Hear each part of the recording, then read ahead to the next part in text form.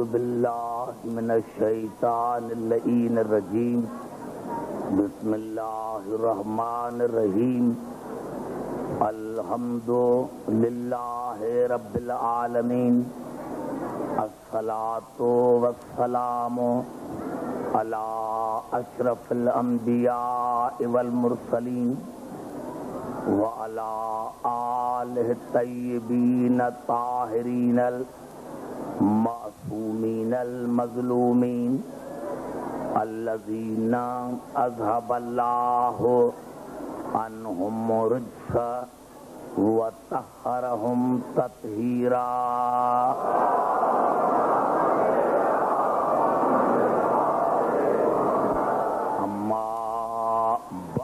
فقد قال اللہ سبحانہ وتعالی فی محکم کتابہ المبین بسم اللہ الرحمن الرحیم وکیف تکفرون وانتم تتلی علیکم آیات اللہ وفیکم رسولہ وَمَن يَعْتَصِم بِاللَّهِ فَقَدْ هُدِيَ إِلَىٰ صِرَاطٍ مُسْتَقِيم. درود پڑھے محمد را آل محمد.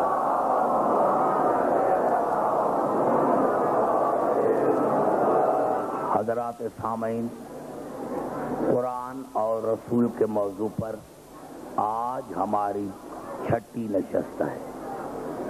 ارشاد خداوندی ہے کہ تم کافر کس طرح بن سکتے ہو جب تم پر اللہ کی آیتوں کی تلاوت کی جاتی ہے اور تم میں میرا رسول موجود ہے. پھر جس نے اللہ کے سہارے کو مضبوطی سے پکڑ لیا تو یقیناً اس کو ہدایت کی گئی صراط مستقیم کی طرف. میرے بزرگوں، ساداتوں، غیر ساداتوں، نوجوان، آپ دیکھیں یہ عشرے کی مجالس چل رہی ہیں. اب یہ مجالس جو ہیں اس میں لازمی ہے نوجوان ہیں، بزرگ ہیں، بوڑھے ہیں، سب کے لیے ہے. اور اس میں ایسے سوال نہ کیے جائیں جو موضوع سے ہٹ کر تاکہ میرا ٹائم بھی ضائع نہ ہو اور آپ کو میں زیادہ سے زیادہ مواد بھی دے سکوں. ایک بات یاد رکھیں اور یہ معصوم کا فرمان ہے. درود پڑھیں محمد را آل محمد.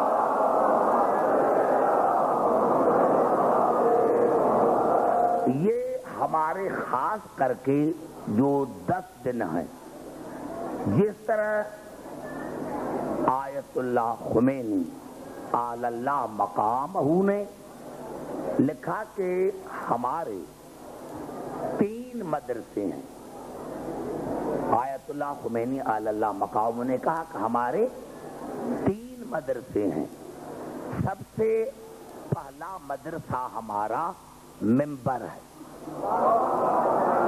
یعنی یہ جو موجودہ زمانے میں کچھ باتیں کرتے ہیں آیت اللہ خمینی علی اللہ مقاموں کے لیے، حقیقت میں اس کو دل سے تسلیم نہیں کرتے. وہ ملنگ ٹائپ کا مجتہد تھا، بڑے اچھے عقیدے کا مالک تھا. میرے پاس اس کی تمام کتابیں موجود ہیں. تو اس نے کہا تھا کہ ہمارے 3 مدرسے ہیں. سب سے پہلا ہمارا یہ مدرسہ ہے، یعنی خاص کر کے یہ جو 10 ایام ہیں، یہ جو ہمارے عشرہ اولا ہے، تو کہا یہ ہمارا پہلا مدرسہ ہے. اور اس مدرسے میں عوام کو محمد آل محمد کے فضائل بتائے جائیں. کیوں؟ اس میں سارے آتے ہیں، اپنے بھی غیر بھی. اس میں سارے آتے ہیں، اسی لیے یہاں محمد آل محمد کے فضائل بتائے جائیں. دیکھیں میرے مولا علی کی کتاب ہے مشہور نہج البلاغہ. اس پوری نہج البلاغہ کو آپ پڑھیں گے تو صرف محمد آل محمد کی فضیلت ہے اور ان کے دشمنوں کی مذمت ہے. تو یہ ہمارا پہلا مدرسہ ہے.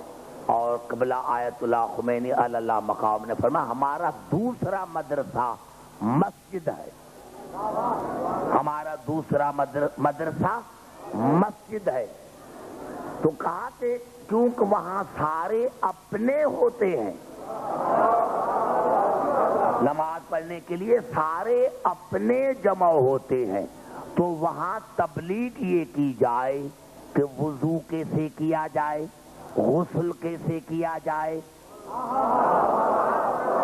نماز کیسے پڑھی جائے، طریقہ نماز کیا ہے، آدمی نماز میں جماعت میں کس طرح بیٹھے، کس طرح کھڑے ہو جائیں، یہ تمام وہاں مسائل حل ہوتے ہیں. اور ہمارا تیسرا مدرسہ وہ ہے جہاں ہم بچوں کو صرف اور نحو یعنی گرامر سکھاتے ہیں. تو یہ جو مجلس ہے یہ تمام مسلمان بھائیوں کے لیے ہے. اسی لیے میں کوشش کرتا ہوں کہ محمد آل محمد کے فضائل بنص قرآن پڑھوں تاکہ لوگ سمجھیں کہ محمد آل محمد کا مقام کیا ہے. ویسے معصوم کا بھی فرمان ہے کہ باطل کو جاننا اتنا ضروری ہے جتنا حق کو جاننا ضروری ہے. کیونکہ اگر باطل کا جاننا ضروری نہ ہوتا تو ہم کبھی لا الہ نہ کہتے.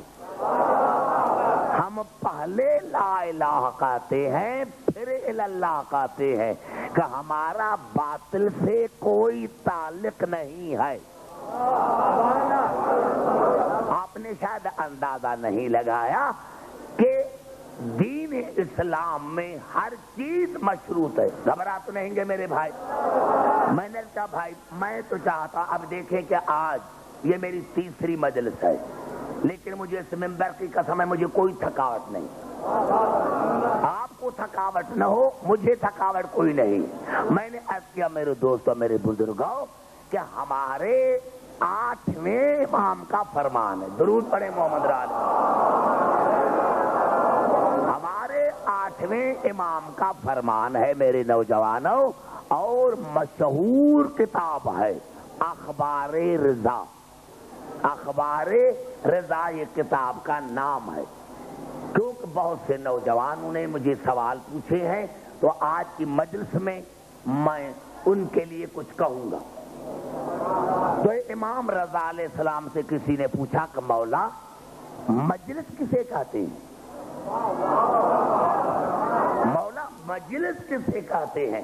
آپ نے فرمایا من جلس مجلسن یحییٰ فیہ امرنا لم یمت قلبہ یوم تموت القلوب. مولا نے فرمایا جو آدمی ایسی ہماری مجلس میں آئے جہاں ہمارے حق کو زندہ کیا جائے. گھبرائیں نہیں میرے بزرگوں نوجوانوں. دیکھو آپ قریب آ کر بیٹھے ہیں. میں نے کہا مولا نے کیا فرمایا من جلس مجلسن یحییٰ فیہ امرنا لم یمت قلبہ یوم تموت القلوب. مولا نے فرمایا وہ انسان جو ہم ایسی مجلس میں آن کے بیٹھے جہاں ہمارے امر کو زندہ کیا جائے، ہمارے حق کو بیان کیا جائے، ہمارے حق کو زندہ کیا جائے، تو اس کا قلب نہ مرے گا، اس کا قلب نہ مرے گا. جس دن تمام قلب مر جائیں گے لیکن وہ نہ مرے گا جو ہمارے حق کو تسلیم کرتا ہے. نعرہ حیدری. سمجھ میں آ گئی بات نوجوانوں؟ سمجھ میں آئی ہے اس بات؟ تو یہ مجلس کا نام ہے اور دین اسلام میں ہر چیز مشروط ہے. دین اسلام میں ہر چیز مشروط ہے، کوئی چیز غیر مشروط نہیں ہے کہ بھائی جیسے چاہو نماز پڑھو، جیسے چاہو روزہ رکھو، نہیں، دین اسلام میں ہر چیز مشروط ہے۔ فرض کرو اللہ نے جب نماز کے لیے پکارا تو کہا یا ایھا الذین آمنوا اقیموا الصلاۃ، اے ایمان لانے والو نماز پڑھو، بے ایمانوں کو نہیں کہا۔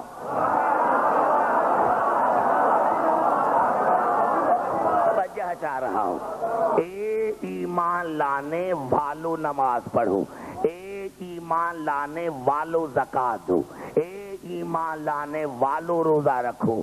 پتہ چلا عبادت کے لیے پہلی شرط ہے ایمان، اگر ایمان نہیں تو پھر نماز نہیں۔ پتہ چلا بندگی مشروط ہے۔ دیکھو سارے پڑھے لکھے، اور مجھے اسلام آباد سے زیادہ تو کہیں پڑھے لکھے لوگ نہیں ملیں گے نا، تو جب نہیں ملیں گے تو مجھے کہنے بھی دو کچھ، مجھے کچھ کہنے بھی دو کہ ہر چیز دین اسلام میں مشروط ہے۔ یہ باتیں جو ہیں، وہ باتیں جو ہیں میں ان کو سمجھتا ہوں، آپ بھی سمجھنے کی کوشش کریں۔ جیسے چاہو نماز پڑھو، جیسے چاہو پڑھو، یہ کون سی آیت میں ہے کہ